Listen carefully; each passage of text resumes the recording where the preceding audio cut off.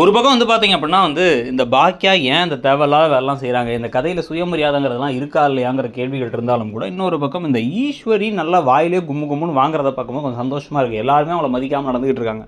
So முதல்ல அதுக்கு முன்னாடியே வந்து பார்த்தீங்கன்னா இவங்களை வீட்டுக்குள்ளார விட்டு சரியா தப்பாங்கிற ஒரு யோசனை போயிட்டு இருக்கும் பொழுதே கரெக்டாக ராதிகா நேராக இப்போ நான் தப்பு தான், நான் இங்கே வந்துருக்கூடாதான ஒரு வழி தெரில அப்படின்னு பாக்கியாட்ட பேச, செல்வி உடனே என்ன சொல்கிறாங்க அப்படின்னா, அக்காவுக்கு சந்தோஷம் தான், அவர் மட்டும் தனியாக இங்கே இருந்தால் தான் அக்கா பயந்துகிட்டு இருந்தாங்கலாம் பேசணுன்னு, நீ வாயை மூடு பேசாத அப்படின்ட்டாங்க இப்போ பாக்கியா.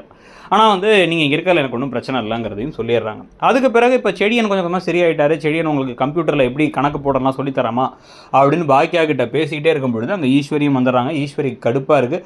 அப்போ கரெக்டாக பார்த்தீங்கன்னா கோபி வர்றார். கோபி நீங்கள் திருப்பி ராதிகாவை கூட்டி இங்கே இருக்க வச்சதுக்கு தேங்க்ஸ் அப்படின்ன உடனே, தேங்க்ஸ் எல்லாம் இருக்கட்டும், ஆனால் எப்படி இருந்தாலும் எனக்கு வாடகை வேணும், நீங்கள் எத்தனை நாள் இருக்கீங்களோ அத்தனை நாளைக்கு வாடகை கொடுத்துருங்க, ஒரு நாளைக்கு 1300 1000 தங்குறதுக்கு தண்ணிக்கு ஈபிக்கு 300 சமைக்கிறதுக்கு அப்படின்னு சொன்ன உடனே இவர் ஓகே கொடுத்துறேங்கிறாரு. என்ன கோபிகிட்ட காசு வாங்குறியானா, கோபி பெரிய இவரை அப்படின்ட்டு அவர்கிட்ட தான் அந்த வீட்டையே வாங்கினேன். நான் இந்த வீட்டுக்கு வாங்குறதுக்கு நான் அவ்வளோ காசு கொடுத்துருக்கேன், யாரையும் சும்மாலாம் இங்கே தங்க வைக்க முடியாது, ரூம் இருக்குது அதனால தங்க வைக்கிறேன், அது காசு வாங்கிப்பேன், உங்கள் பையன் கொடுக்கட்டும் அப்படின்னு கடுப்பாயிட்டாங்க ஈஸ்வரி.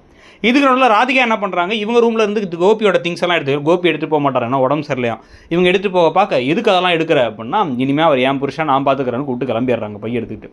உடனே இப்போ இந்த சமயத்தில் இனியாவும் ஒரு எரிச்சலான கேரக்டர். உடனே இனியாவும் ஈஸ்வரியும் முறைக்க, மையோ உன் ரூமில் கொஞ்ச நாள் தங்க வச்சுக்கிறியா, நாங்கள் 2 பேரும் அங்கே இருந்துக்கிறோம், இப்போ ஏன்னா சின்ன பெட்டாக இருக்குன்னு சொல்லி கோபி சொன்னதுக்கு அதெல்லாம் முடியாதுங்கிறாங்க இனியா.